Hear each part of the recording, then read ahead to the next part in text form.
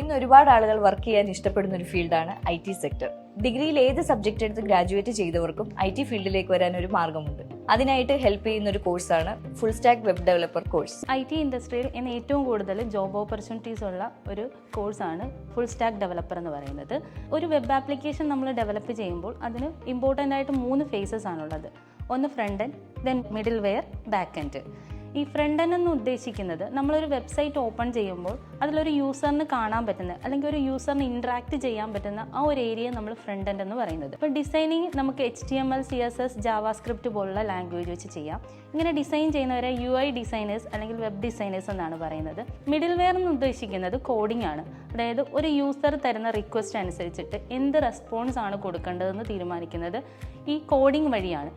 ഇനി last back end ആണ് വരുന്നത്. ബാക്ക് എൻഡ് എന്ന് ഉദ്ദേശിക്കുന്നത് ഡേറ്റാബേസ് മാനേജ്മെൻ്റ് ആണ്. ഡേറ്റാബേസ് എന്ന് പറയുമ്പോൾ നമ്മൾ കൊടുക്കുന്ന